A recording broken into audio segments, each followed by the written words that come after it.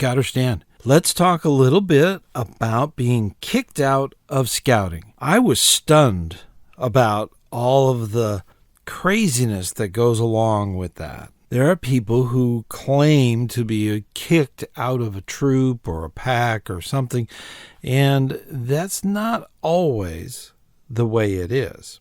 Exclusion from scouting any unit is a serious matter. All scouts and scouters must know the rules and what is expected of them. No matter what, you will find examples throughout the internet where individuals were excluded from a unit, and it always comes back to not following the rules within the unit. Most of scouting, most of the time, runs completely on the scout oath and scout law.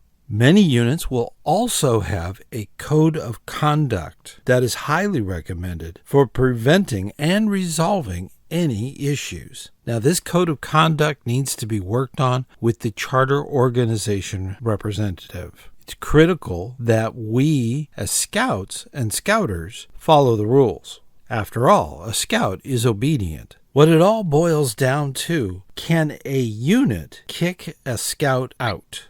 Yes. A charter organization has the authority to approve and disapprove any members of their unit at any time, with or without cause. Keep in mind that the charter organization makes the rules. They're the ones who also enforce them. And being scouts and living by the scout oath and the scout law, we are obedient to those rules and guidelines.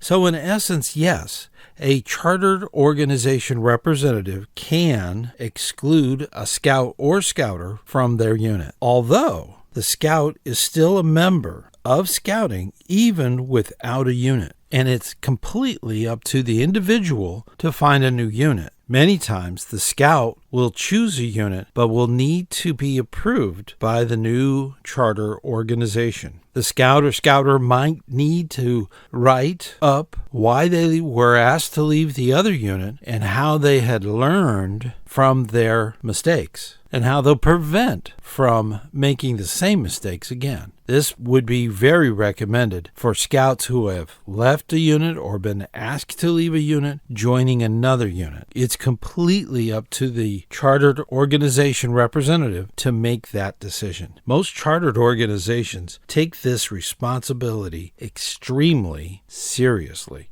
And this should be the last option. No youth is singular. Every scout has scouters and scout parents attached. So the entire picture needs to be looked at. There are extreme situations where action is still warranted, but we know that this is extremely rare. And thankfully, there is a system in place for these unique situations. We do a lot of hard work for our scouts, so keeping in mind that they are to maintain the scout oath and scout law in all that they do. Even with a code of conduct, this has to be observed and enforced. We as scout leaders need to think about that, and we do quite often because we put a lot into helping America's youth succeed. I personally thank you so much for all the hard work you do, and I hope to see you on the trail.